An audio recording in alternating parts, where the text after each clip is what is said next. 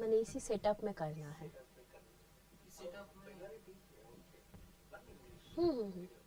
मैंने सर को क्या फिर से बनाना पड़ेगा आज? ओ अच्छा ठीक है।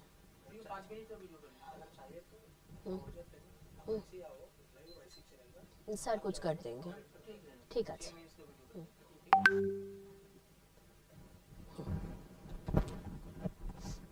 शुरू कर दो। Okay okay. Good evening everyone, welcome to Narayana Live Classes with Sritama ma'am. Okay, so today what will be the topic that we are going to discuss? We are going to discuss about Mendelian genetics, right? So in the last class we discussed about some introductory topics, that what is gene, what is allele, what is dominant, what is recessive. Hopefully you remember.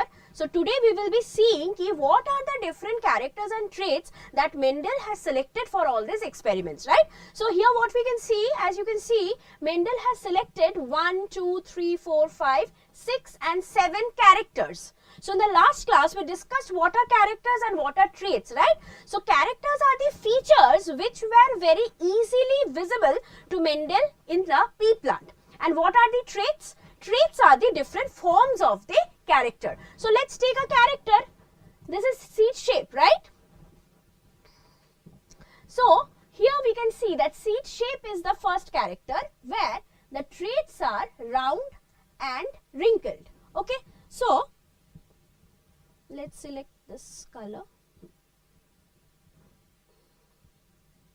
Okay, so round and wrinkled. Seed color yellow and green. Okay, now flower color purple and white. Pod shape inflated constricted. Pot color yellow green. Flower position axial, terminal, stem height tall and dwarf. So all these 7 characters were selected by Mendel, and each of the characters were having 2 traits. Like seed shape, what are the 2 traits, children? Round and wrinkled, right? Then seed color mein kya hai? Seed color mein the dominant trait is yellow and the recessive trait is green. Here you need to focus, right?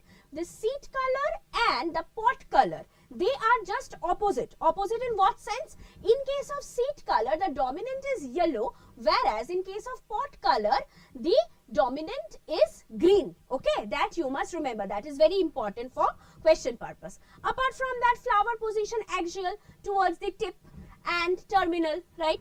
And stem height tall, this is the dominant trait, and dwarf, that is the recessive trait, right? So now, how did Mendel utilize all this? For that, हम लोगों को क्या जानना पड़ेगा? How did Mendel perform the crosses? Okay, so crosses are what? Monohybrid cross, dihybrid cross, like that Mendel performed different type of crosses. Now, if you remember, in the sexual reproduction in flowering plants, we discussed about artificial hybridization, where the pollination was done by humans like us. Okay, so here also Mendel applied those techniques. Okay, so now what did he do? He selected parental plants. Okay, parental plants. So one parental plant was tall, which is represented by capital T, capital T. Another parental plant is small t, small t. What is that? That is the dwarf plant. So dwarf is the recessive and this tall is the dominant. This already we have discussed here, right? So now he chose a tall and a dwarf parental plant. Now in the F1 generation, what is F1 generation? The first filial generation. What did Mendel obtain? Mendel obtained all tall plants. Okay, so how? Capital T, if this is the genotype, so we need to see what will be the gamete. Gamete will be, all gametes will be having capital T. In case of dwarf, what will be the gamete? 100% gametes will be small t, right? So now when this gamete and this gamete will fuse together, as it happens in case of syngamy, what are we going to obtain? We are going to obtain the zygote, which is capital T, small t. Okay, thus all the plants will be having a phenotype of what? Tall height. Last class we discussed about genotype and phenotype. So this becomes the genotype of the zygote, and as a result of this genotype, all the plants are now having tall height, right? Now, after that, what did Mendel do? Then Mendel allowed these tall plants to self-pollinate, selfing.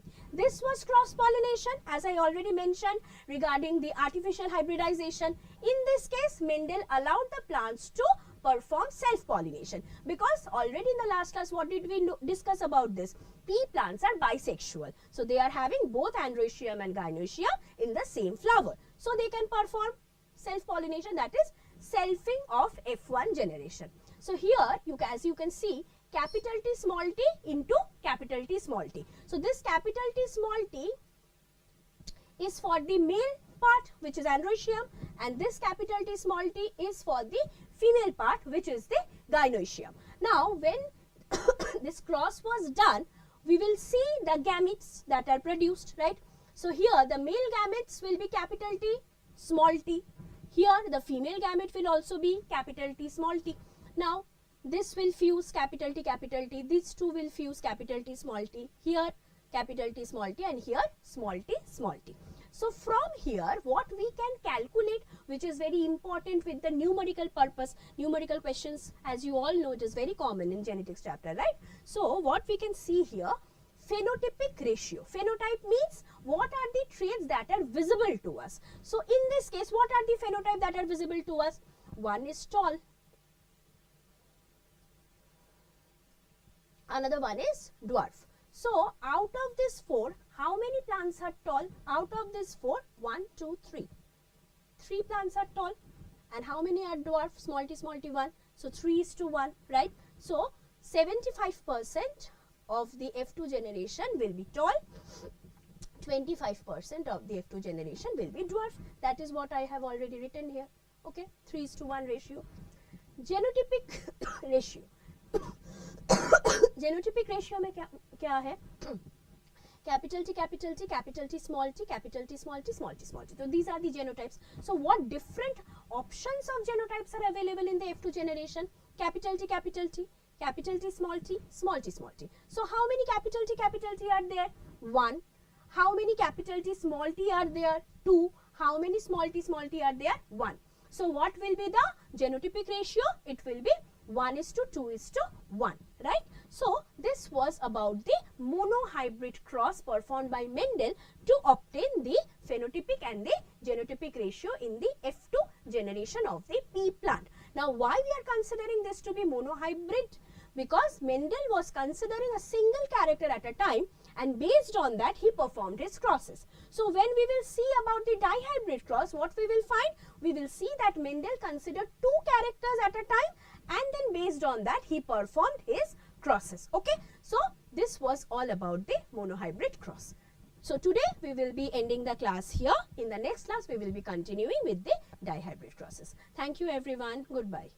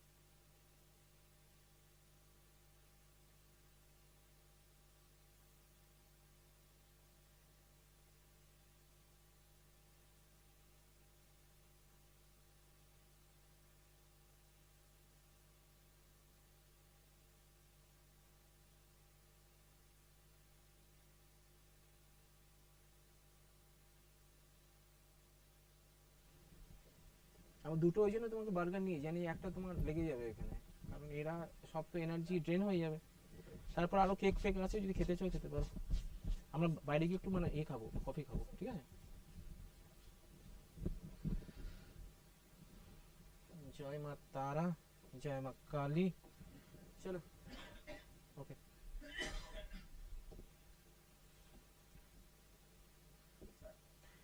Welcome to Narayana. I am Dr. Proshun. Today I'll be actually explaining you about the osteoarthritis as well as the basic informations about the synovial joint. So let me actually first explain that what do you mean by the synovial joint. Synovial joint that composed of the synovial membrane and the synovial fluid. So how does it actually look like? You can see from the diagram itself. If you are drawing a diagram, so it will be almost coming like this. If it is a joint, say this one is the bony end, okay, and every bony long bones there is having a type of a capsule. This capsule is actually made up of, that is a protective covering. It is actually termed as an articular cartilage, which is a type of a hyaline cartilage. So this one is the hyaline cartilage, Hyaline, hyaline cartilage, okay. The same, there is another hyaline cartilage layer that can be drawn like this. Say this one is the hyaline cartilage, and it is actually found to be associated at the top of every long bones. So these are the bones, these are the long bone, and they are being guarded by means of the hyaline cartilage, okay. And you can also find that there is a synovial membrane. So that is a green line, that is what I am trying to draw, is actually the synovial membrane, SYNOVIL, synovial membrane, okay. And this particular membrane is actually composed of a synovial fluid, okay. So what does it function? How does it work actually? This is working as a lubricating fluid. The basic material that is actually composed of the hyaluronic acid, and with some kind of the mucin is there, and that actually supply the adequate nutritions and adequate that is called, we can say, that is working as a cushioning agent, okay. So this is called the synovial fluid, and this is called inside this synovial membrane there is a capsule. This capsule, inside the capsule there is a synovial fluid, and ultimately what actually happens, this particular synovial joint is further enclosed by means of another membrane. This is how this membrane look like. This is how this synovial joint look like. So what actually happens during the time of the osteoarthritis? So it is a type of a geriatric disorder. What does it mean? Geriatric disorder means when the disorder that is mainly affecting the aged people. When there is a disorder that is affecting our aged people more than 45 years. So if she is a female, obviously the most of the female after 45, due to the decrease in the amount of the estrogen level, there is an increase in the PTH, that is called the parathyroid hormone. There it causes an easily compromise with the type of the calcium level of the joints, and ultimately what actually happens during the time there is, that is total, this synovial membrane undergo degeneration with age, and as with the aging process is there, so what actually happens, so there is an inadequate amount of the synovial fluid secretions, and if there is an inadequate amount of synovial fluid, then what will happen over here? Number one, there will be increase in the amount of the friction. Number two, what will happen? It will cause the erosion of the cartilage. I have already told you that is a hyaline cartilage. This will be also undergoing the erosion, and if the erosion actually persists, what will actually occur? So if it is erosion is comparatively is compromised, then what will actually happen? There will be the increased amount of the inflammation. So inflammation, that actually it is not only a single, actually we can tell that is composed of the many things. Inflammation that actually composed of the pain, that composed of the swelling, understand, that composed of the huge amount of edema or the swelling is there. We can also call it to be as an edema, Okay, and there is also the severe amount of the pain, there is the redness, and there is the loss of function, okay. So nowadays what actually happens, if there is a severity of this type of the joint disorder, the doctor generally suggests to go for the joint replacement therapy.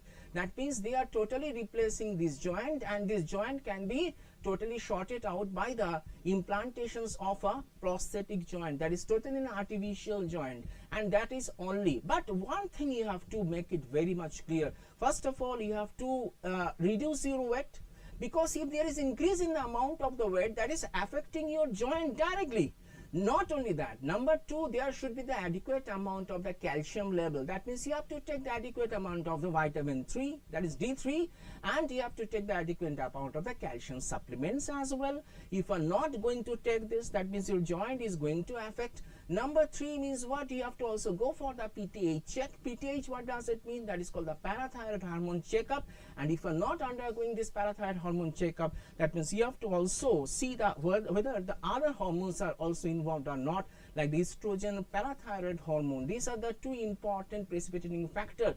Along with, if there is a decrease in the amount of the vitamin D3 and the calcium, then your joint will be automatically get compromised. And another thing, if someone is suffering from any kind of injury of this type of the synovial joint, so automatically there is in the future one may suffer from this type of the osteoarthritis. So arthritis means what? Arthritis means the inflammations of the joint, and osteo means what? That is related with the, that is called the bones. And osteoarthritis is a type of a very important disorder and the most geriatric disorder nowadays. That is the only thing that you have to get rid is, first of all, first of all, we have to avoid this mechanical load upon the joints. Number two, if we are doing an excessive amount of some amount of exercises, that can also undergo, that is damage of our this synovial membrane. So we have to limit the exercise also. First, you have to reduce our weight. Not only that, that means you have to avoid the trauma.